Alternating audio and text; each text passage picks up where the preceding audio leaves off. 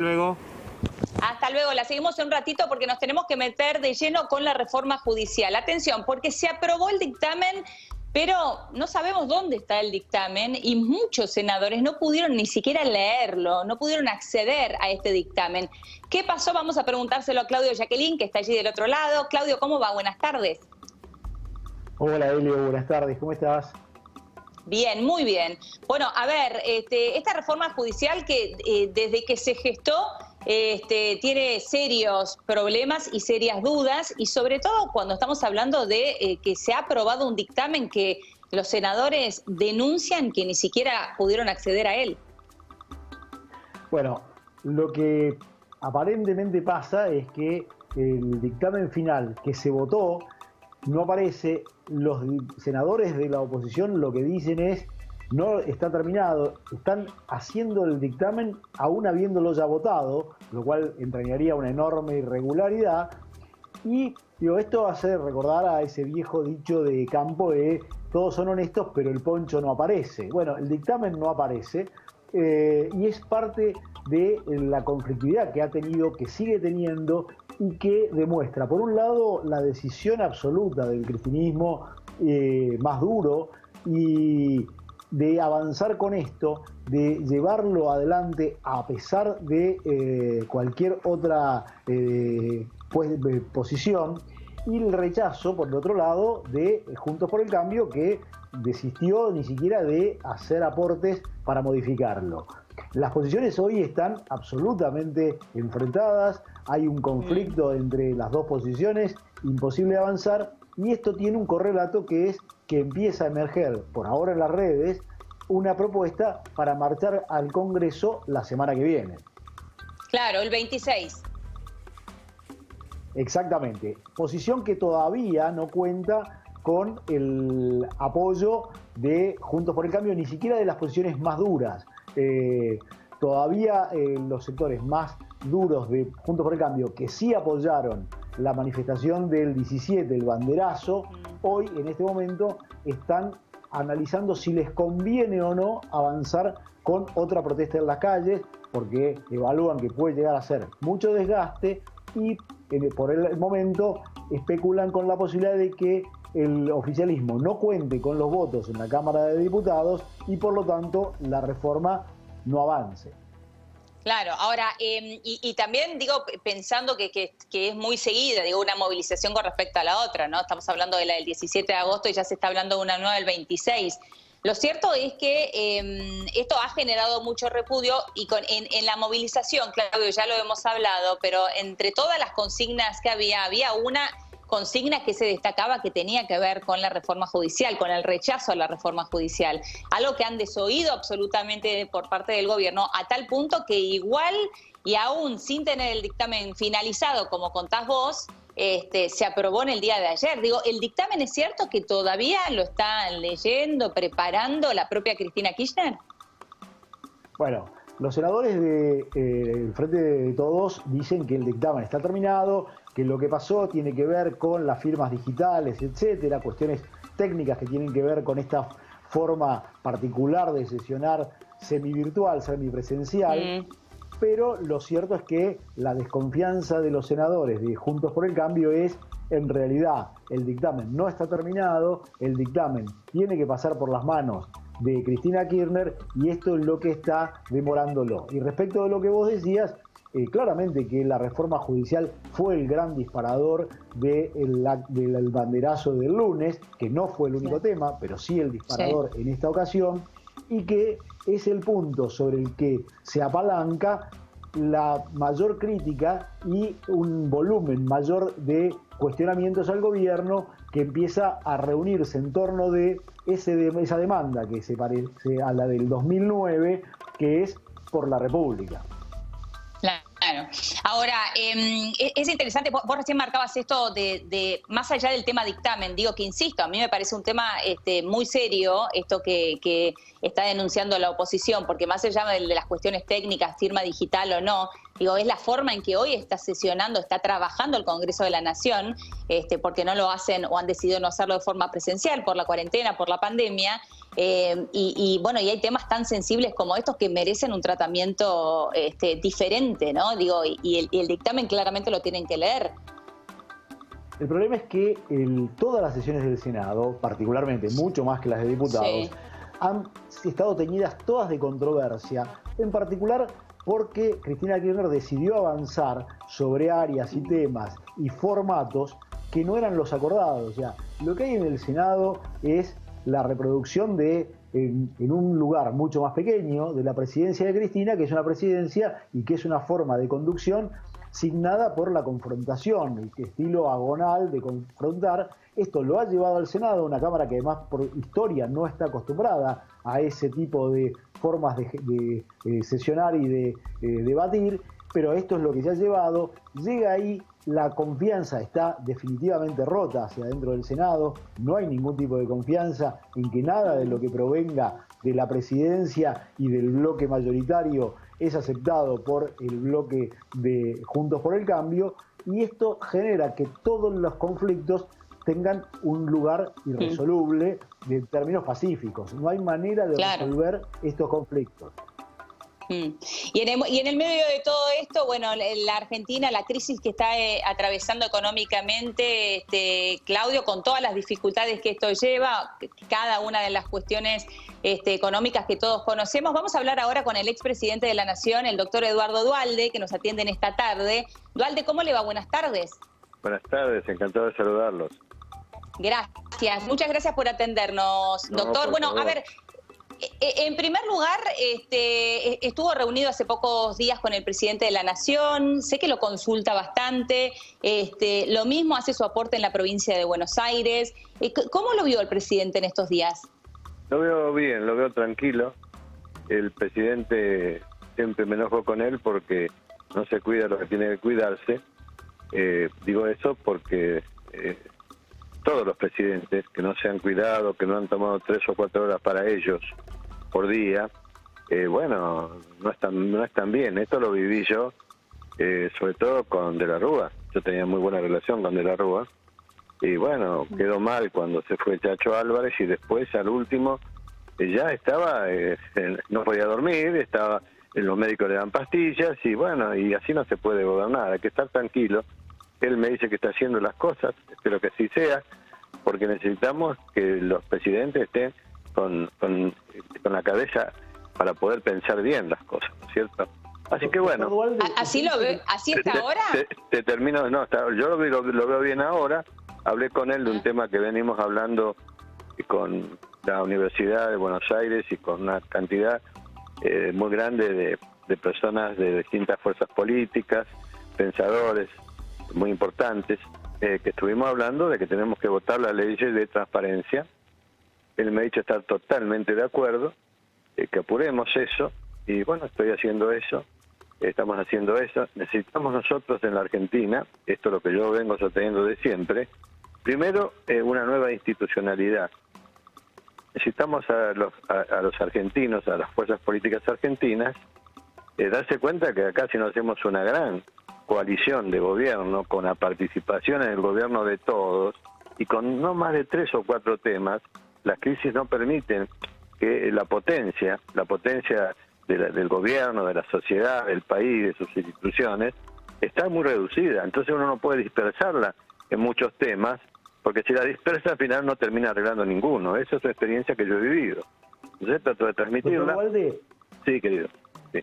Sí, usted dice que lo ve tranquilo al presidente y al mismo tiempo plantea esto de que no hay que dispersarse mucho. 2 elementos que me llevan a preguntarle cómo encaja esto en el presidente, que ayer se manifestó bastante contrariado con la manifestación del lunes y dijo no nos van a doblegar, y por el otro lado llevando adelante proyectos que lo que generan es esa dispersión que usted habla y la confrontación que también usted dice que no es lo aconsejable, como ocurre ocurrió antes con el proyecto de Vicente o como la reforma judicial.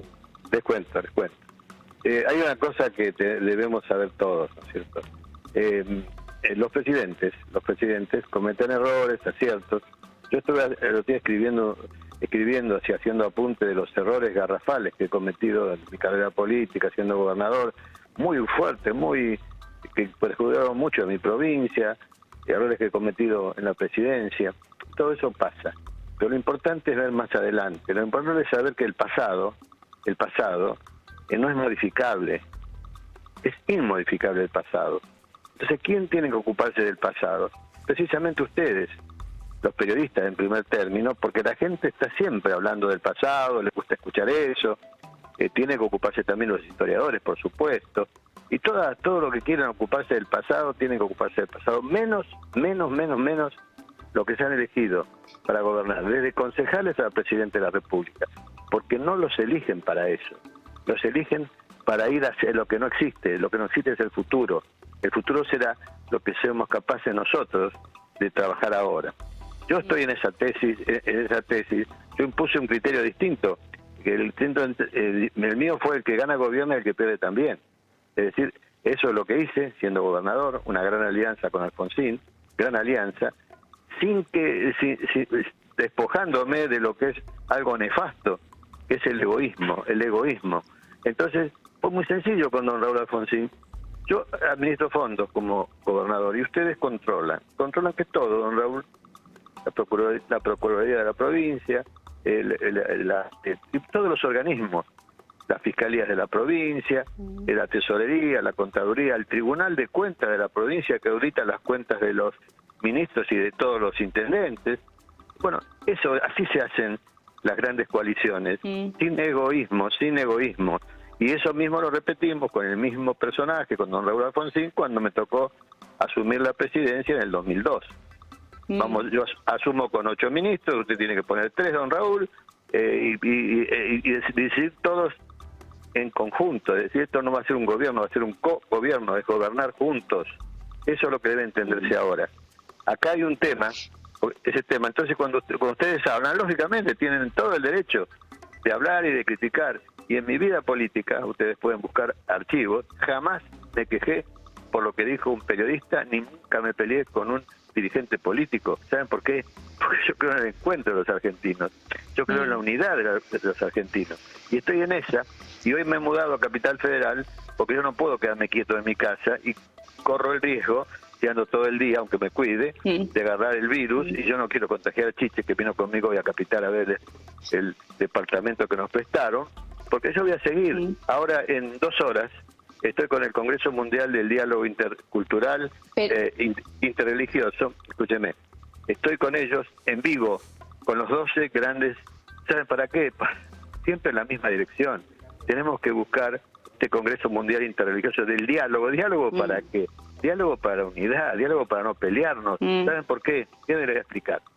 ¿Sabe cuánto costó a los europeos dejarse de pelear? Peleas centenarias. ¿Saben cuánto le costó? 100 millones de muertos. Claro, 100 millones. Claro. A Rusia sola, 28 millones de muertos. Entonces, no poder capitalizar esa experiencia.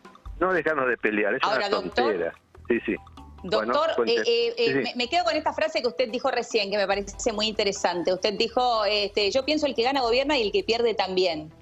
¿No? Una frase muy interesante, creo que todos estamos de acuerdo con esto. Ahora, ¿cree que esto es posible con la situación actual que se vive en la Argentina, con el nivel de grieta que hay, con el gobierno que tenemos hoy, digo, con Alberto Fernández como presidente, con Cristina como vicepresidenta?